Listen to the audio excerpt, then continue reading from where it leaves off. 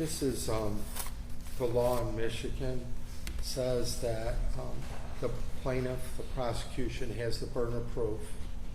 That's why they get to go first. That's why the defense goes second, because they don't have to prove anything. These people have to prove everything, every element beyond a reasonable doubt. And then because they have such a high burden to prove their case, they get to go first for a closing argument, that's what this is called. And then I do my closing argument as a defense. And then because they have such a high burden of beyond a reasonable doubt, they get to go again. They get to go last. So, and it's sort of common sense, we can't keep going on and on for many days. So they stop it there, the law. So they get to go first, then we go, and then they get to have closing argument the last. And sometimes what happens is that they'll do their closing argument, and then they'll say something that I can't rebut or I can't stand up and talk like I am right now I'm going to be doing with what they mentioned. So I ask all of you, when you go into the jury room to deliberate, think about what Bill Colovos would have said.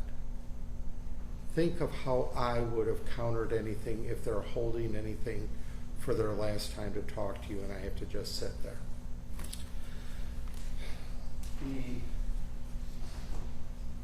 This case, I don't have to tell you, it's very, very, it's very sad. It's very, very sad. And the facts of two children passing away, as the prosecutor said, in a setting like this, is just beyond grief. And that's why I took a moment out, maybe took my attorney jacket off, so to speak, and really gave sympathy to Mom. I gave sympathy to all of them.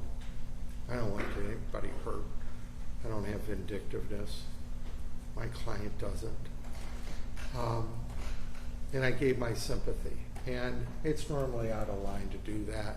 And I'm glad the judge and prosecutor allowed me for a minute to do that, because I just had to get that off my chest or myself, because I can't talk to the witnesses here when we're in court.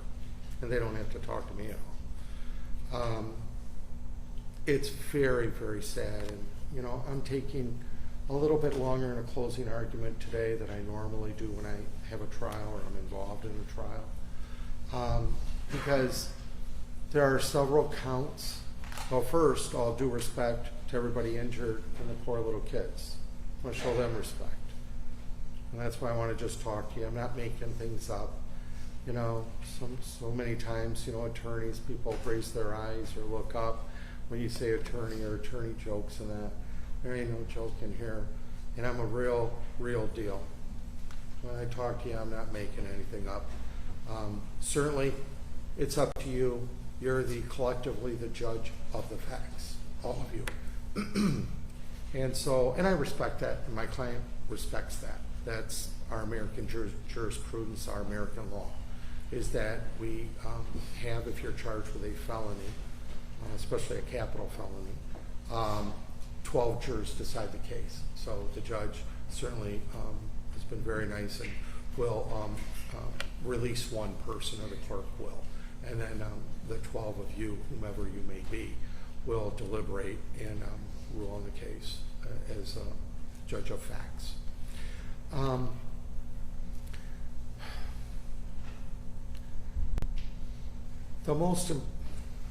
Of course, the most serious part of this case is second-degree murder.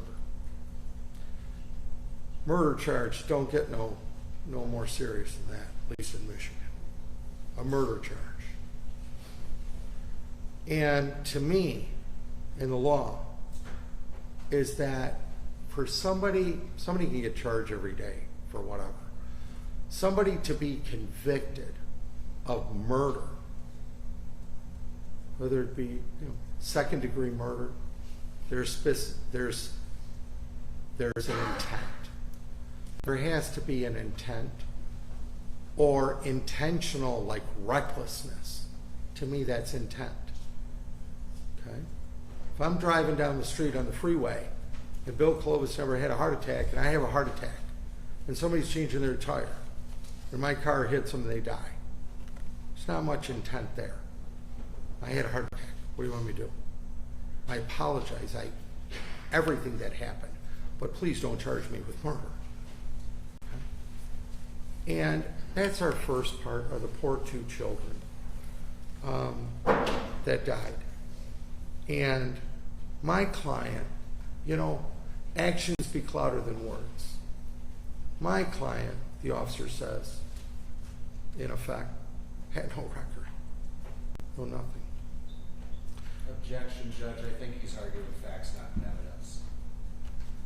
Well, I thought I asked the officer with regard to record. If I didn't, the jury heard me not ask him that.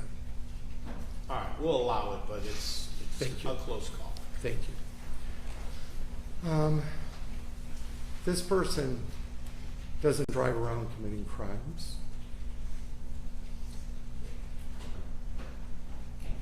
Here's this person that went to lunch. Let me back up. I want to address everything they brought up. But it's interesting that some of the things they brought up was not what they call a case in chief. In other words, when you present a case, as a prosecutor, you put everything up there. Then the defense puts, if there's any evidence they want or whatever to counter it or bolster their defense, then they go up there. That's how it's done. Then they waited and did some rebuttal and pulled things out of wherever.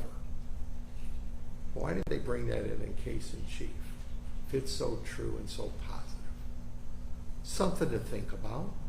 Is it lawful? Yes, they can do that in rebuttal, but think about common sense. That's another thing. You don't, a lot of times judges will tell juries, you don't leave your common sense outside. You leave your bias and prejudice outside, but not your common sense. You can have your common sense when you're in the room. That's what we all have, our life histories that we bring. That's why I like to have a little bit older jurors, because they've experienced life histories. And they can judge things because they've lived some life. And you can use that. You just can't have prejudice or bias. You can't have that. Somebody sitting at a defense table, they're guilty. Prosecuted my brother. I don't like prosecutors and police. No, can't do that. You got to start with a clean slate. Just as if somebody, anybody, family member, whatever, is being charged with something. You want them to have just a fair, clean slate you start with. That's why I asked in the very beginning, there's nothing been said, how would you find the person? Sometimes people say, well, they're charged guilty. No, not in America. They haven't put any proofs on it. They got to prove their case beyond a reasonable doubt, every element. With regard to going, and they held for a rebuttal, this Fermi 3 or whatever party store, corner store, and there's this, she bought some stuff for the house, some wine and these 4 little bottles of whatever, Sutter or whatever. There's nothing illegal about that. When she went in there, I asked, is she sober? Is she okay? Yes. Would you sell to somebody under the influence? No, thank God. I'd like to hear that. And okay, so we've got that they brought. And then we've got her going at 11 o'clock to Furnace Tavern. Okay. Did she drive there okay? Yes. Did she have an accident? She turned the corner, go down the road, country road, veer to the right, everything go okay? Looks like it did, or else the officers would be telling us. They're telling us anything. They went and looked at something she bought at 9 o'clock or 9:05 in the morning. So, okay. So if it doesn't exist, that's a positive for my client. Remember that. They're going to bring up every negative there could be with a microscope. That's why there's 2 attorneys in there. And we're going to bring up positive or talk about their negative, credibility-wise. So, okay, so then she drove at about 11 o'clock to Vernus to meet 2 friends for lunch. She says a sandwich. They say no. Sandwich, you'll see the receipt as an exhibit. Take a look at it. Looks like my client had a better memory on the food part. And so she had the chicken chili or whatever. And she also had one glass of wine. And Verna, the person, Kelly Thornton, that came here, and I'm told that she's like really a peppy person, but she was very sick that day, and and it showed. She did not feel good, and I'm glad she showed under subpoena. And she testified that she was sober. When she came in, she was sober. So if the prosecution is trying to say that she guzzled all these drinks and then went in there, you're wrong. Actions speak louder than words. You can talk all day long. Prosecution wasn't there. The police weren't there. All they're doing is surmising. And they're trying to surmise beyond a reasonable doubt. And they're trying to throw out facts like these two children passed away at a party. Absolutely. I feel horrible. That doesn't make somebody automatically guilty. You have to prove it. We don't go by emotions. So she comes in. The testimony of Kelly Thornton is she's sober when she comes in. It's just normal. She met friends, had lunch, had one glass of wine. Any other wine? No. Anything else to drink? Water. Okay? And the bill, she got the bill. They each got individual bills, whatever was paid by a credit card. Thank God. There's a record of it. Exactly what my client said. And when I first met my client, she said, I had one glass of wine, Bill, at Verna's, when we were at Verna's, because I said, what did you have at Verna's? She said, one glass of wine. And as a defense attorney, you listen to clients, but until it's backed up with something, either paper or something, you don't automatically, I hear it. I keep it in my head, I hear it. And then, when I see the search warrant that they immediately used, closed it off, nobody allowed in, immediately, because she told them, I went to Verna's. Where were you before? Verna's. They went there, they use a search warrant immediately, and they get the receipt. And you'll see that's one of my exhibits. I only have like 3 exhibits, A, B, and C. I keep it simple. And that's one of the exhibits. If you take a look at the defense exhibits, got a little delta or a D in law school. That's what we use. And so that lines up perfect. She's trained, she said, for 20 years. She has regarding alcohol and looking, observing, and the effects of alcohol and seeing if somebody might be under the influence, not to serve them. And she didn't. And she felt she was totally fine. When she left, was she fine? Okay. What did she buy? What did she drink extra? Nothing. Okay. So we know that's solid. We know that before 11, it's solid sober. Then we know at 12:15 when she left, solid sober. In America, in Michigan, you're allowed to have a glass of wine. You're allowed to have a glass of wine. And she ate. Okay? And she just miraculously was able to drive home and go through the country road and Branshaw and turn and take the angle and do all that and not get stopped, not have a collision, not fall off the road and go into, areas that are not the paved road. And she was able to park her car. These are all things of sobriety. That's what we look at. Wasn't parked on an angle. She didn't hit people coming home, hit people, the neighbor. So then she gets home. She's home for a couple hours, let's say 12:15. She goes up to the birthday party at 3:02 or thereabouts. She was leaving 3:01 in the afternoon. So 12:30, 1:30, 2:30, about 2.5 hours. Then they say there are proofs, and they wait that video. They wait until rebuttal, not their case in chief. So I don't know what was in their mind. That's up to you. I don't know if they thought that maybe it's not as strong or doesn't make sense. but they waited till rebuttal. That's up to you. That's your area. That's your bailiwick.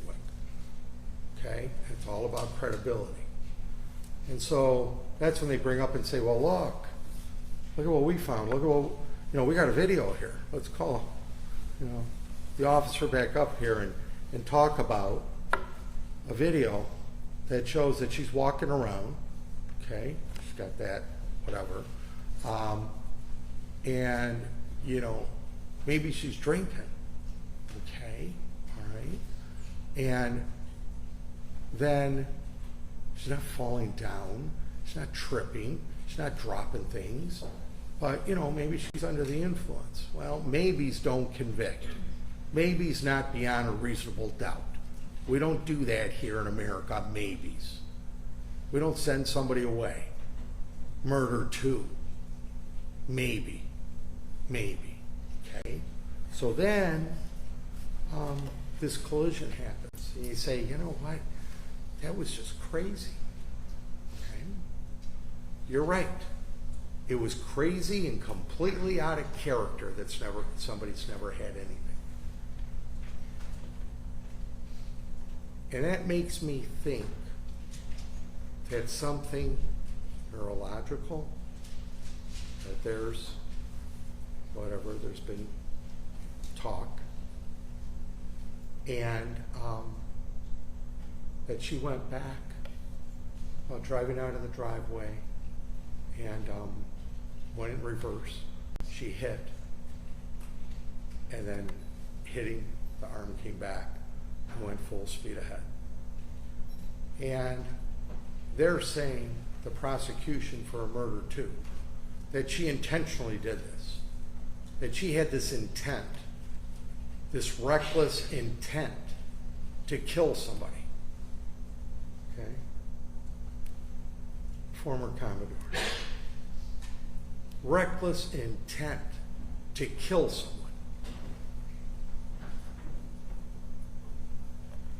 I swear, and I swear, there's no intent to kill anybody, much less two little kids. There's no intent to hurt anybody. Why would you put it to the floor? Why would that person testify that it's brake and gas for a second there? Both. Where'd that come from?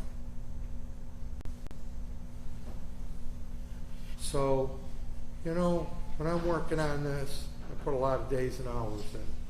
When I'm working on this at my office, I'm looking at just don't make sense. Out of nowhere, somebody's going to put it to the floor. Somebody's going to put it to the floor and go right into a building that's 450 feet from her house. She's a former Commodore. She lives on the street. Lived on the street forever, married, whatever, long time. So they're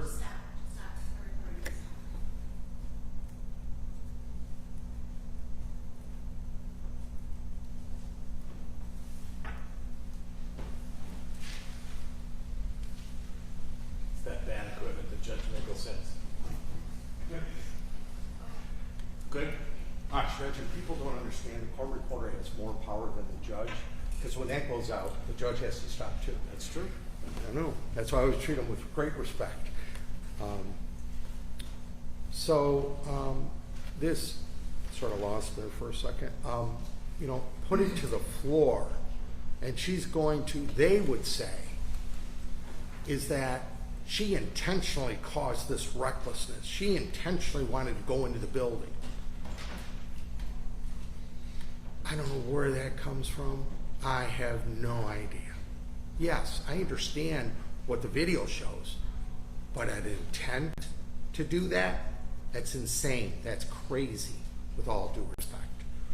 So then, while I'm working at my office and I'm going through things, we start getting voluminous records. And, you were told it was, I don't know, I thought it was 200 pages, but he says more like 300 pages, of going through all the records with the state of Michigan and their history and their certification, the machine, and this and that, and also all the records of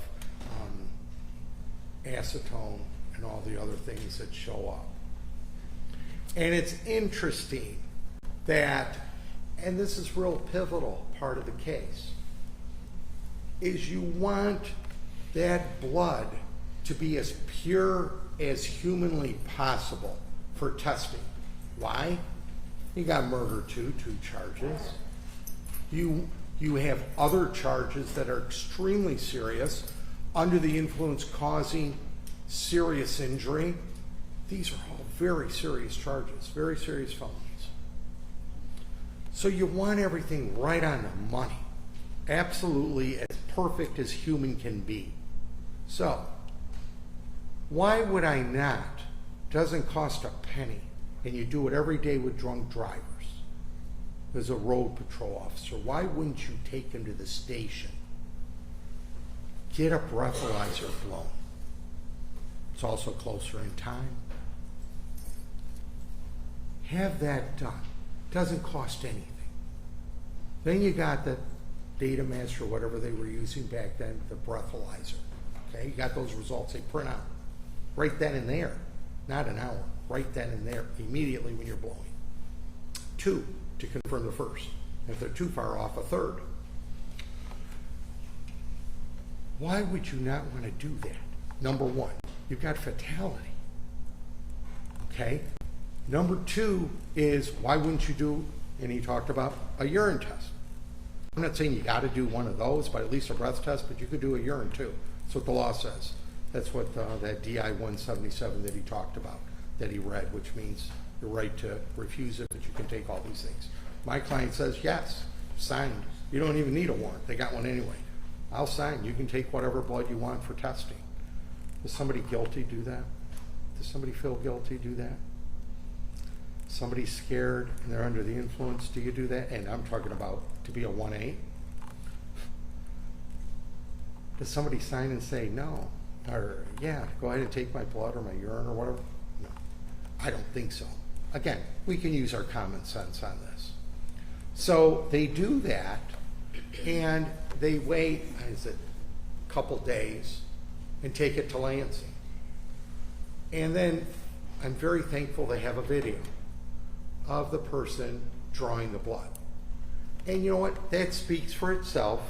All of you saw that. And that's why there's 12 ultimately, because sometimes you catch something somebody else didn't catch or whatever and talk about it.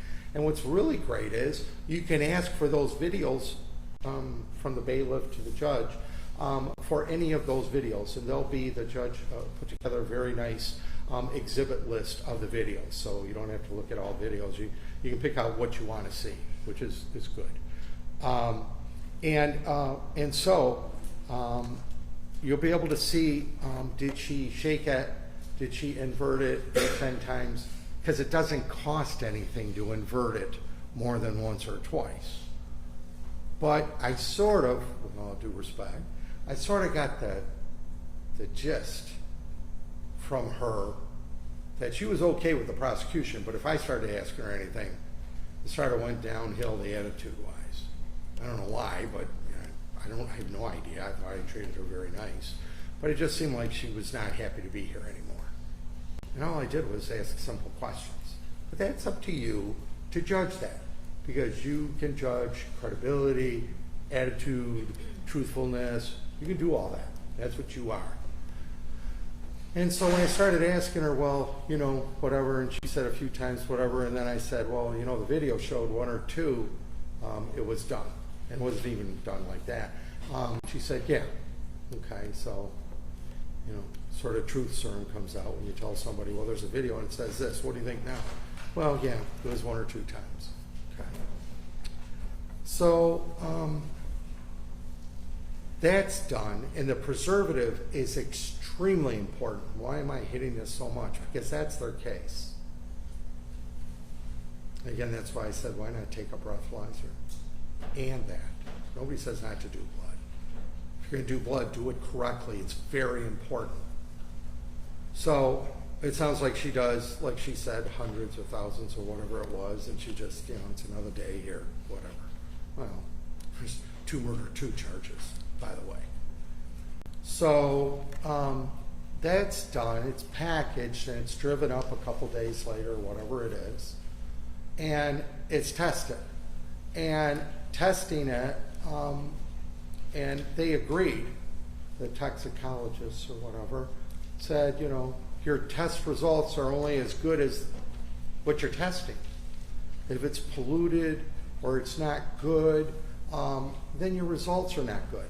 Yes, they can come in all day long and give sworn testimony and say, it was a 0.18. I don't doubt that. I don't doubt that that was the result. But how did you get the result? Was there a problem with the fermentation? And something that really sticks out, other than, well, you didn't shake it, so there was fermentation, and here's Bill Colovos, he's coming up with something off the wall, that it's too many maybes there, and it won't overcome beyond a reasonable doubt. No. We've got proof positive, very thankful, that they have proof positive of a graft. I want you to take a look at, I believe it's Defendant's Exhibit C. I believe it's C. I only have 3. So take a look at that, and it'll show that it's more than a little bump. Take a look at it and see if it goes up like this. Acetone. That gas came out. And then they'd have you believe that the state of Michigan says it's okay to have acetone. It's all right, that commercial cleaner. A little bit of that doesn't hurt you. Insane. I mean, come up with something better than that. But it's okay. Nobody gets hurt by that. Oh, okay. Have you done ever testing on live human beings with acetone? I don't expect they have, at least this generation. So acetone, and then my person, who to me came across very professional, very, in my opinion, you're the judging on the credibility of people, was sharp. He was credible. He wasn't sarcastic. No matter if the prosecution or myself asked questions, he was honest. And acetone, he said, you know, nail polish remover. That's what acetone it's made up of, industrial solvent. And what happens is, nobody says anybody put that in the blood sample, but it occurs through fermentation. It occurs that way, or something was polluted. The needle, before it went in there, had something, a microbe or whatever. We don't know.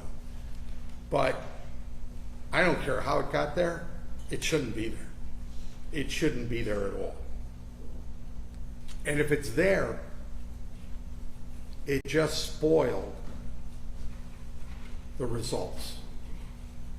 These results that are supposed to be positive and clean and accurate. You know, accurate, in my opinion, you're the finders of fact. Accurate, in my opinion, accurate is out of 100%, if you can get it up to like 95, that's accurate. If you start going below that, there's a problem there about accuracy.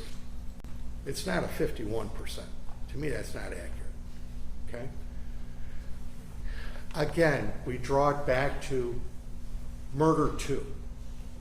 2 charges of murder 2.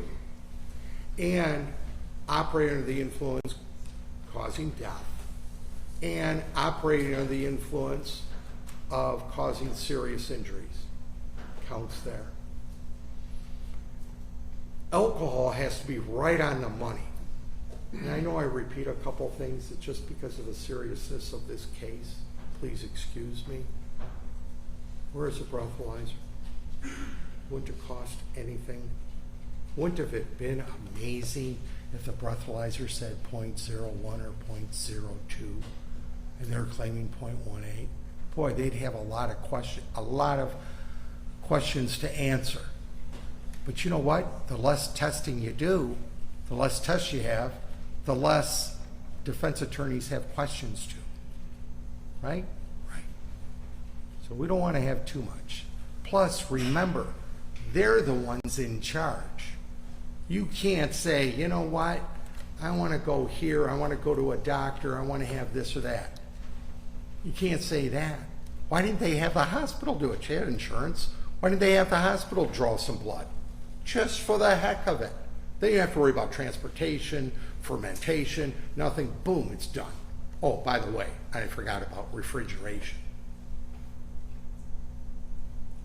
And it's supposed to be refrigerated. Might have an expiration date, but milk does too, and if you put it outside, not refrigerate, guess what? Who cares about the expiration date? It's spoiled. Spoiled milk is the fermented, and that's literally, it causes curds and stuff. I left some too long in my office, and it stunk up the office and the refrigerator. Baking soda had to be put in. So, you know, fermentation is a very strong animal. It's very strong, and it's aggressive. And you don't want that because you've got all these serious charges, including murder too. I want to know, if I was on a jury, that everything is properly done and there's no question whatsoever. And beyond a reasonable doubt, it's pretty close to that. That where we're at is that there's no question that it's there. All the elements are there. Everything was done properly. If things were not done properly, please don't feel that the seriousness of what occurred, I can't say not guilty. That's not fair. No. That's not what the law says. The law says for you to do your job, do your duty as a citizen, as a sworn-in juror. And that is, if you feel that somebody's not guilty of all the elements, and the people have not proven it beyond a reasonable doubt, all the elements crystal clear, then your duty is to say not guilty. And you say, oh my God, these people are going to be mad, or they're going to say this. No, you don't do that. In America, you rule, just like the judge has been ruling. He rules. You rule too when you deliberate. Please.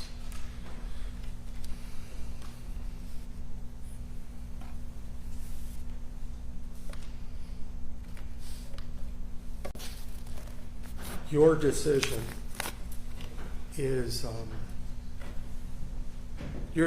is going to affect my client's life. And I know by looking at all of you, and I've had a few trials over the years, that you've taken this very, very serious. Very serious. And I truly mean that, or else I wouldn't say it. I've had a few juries. And actually, honest to God, some people will start nodding out. They'll start going to sleep. And it's like, I got to speak real loud to wake them back up from over here. And that's sad. That's really sad.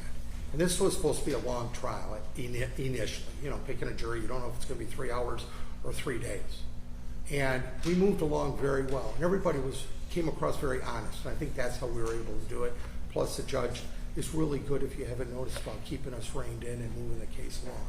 I love that he starts at 8 o'clock, because I've been in other courts that say 8:30 and they show up at 11, the judge. So this one I can count on, that door's going to open at 8. And that's good, because it's taken a lot of time out of all of our lives, but more importantly, we do this for a living, out of your life. And I truly want to say thank you.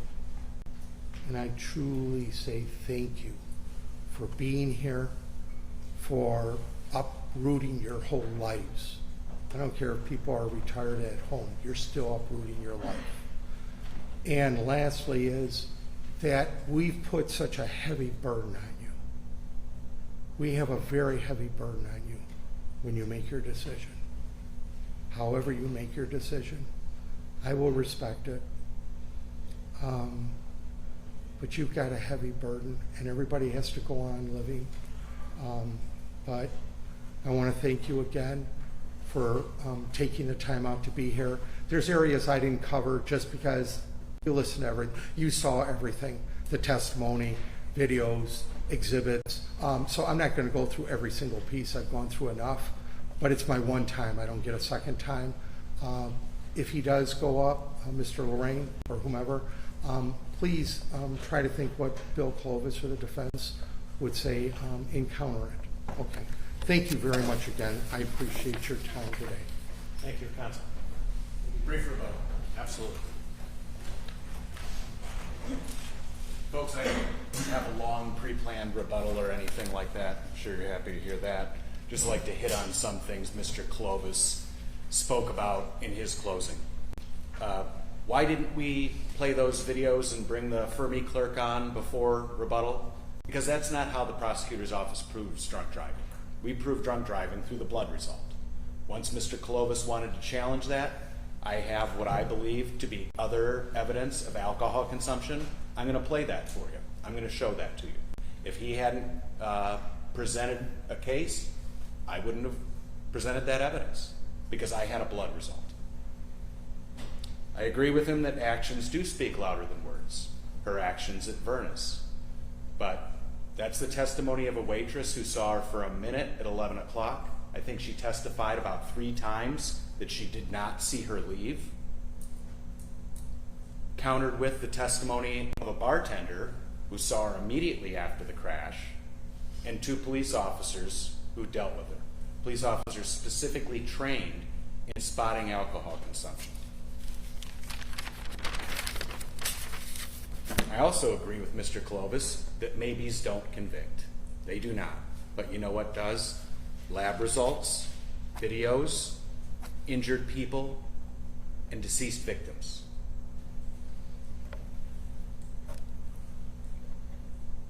The intent in this case was sealed the second she put that car back in drive and continued down the road. He characterized it as intentional recklessness, but it's exactly what is written in the jury instruction, and look at that. It is creating a situation. Once she starts to back out of her driveway with that blood alcohol content, that's the beginning of it. If she had run someone over right then and there, that's OWI causing death. What she did, that's second-degree murder. She knew from that second she was dangerous. She was in a situation where she was creating a high risk of death, and she continued on anyway. Mr. Colovos talked a little bit about beyond a reasonable doubt. The judge will explain to you what beyond a reasonable doubt is. What the jury instruction says is it's a doubt that grows out of reason and common sense. It's a doubt that grows out of the evidence or the lack thereof. So again, as I did in my opening statement, on behalf of the victims, on behalf of the people of the state of Michigan, when you go back in to deliberate, I ask you to look at everything, speak amongst yourselves, deliberate as you see fit, and when you're finished, find this defendant guilty of 2 counts of second-degree murder, 2 counts of OWI causing death, and 5 counts of OWI causing serious impairment. Thank you, folks. Thank you, Mr. Warren.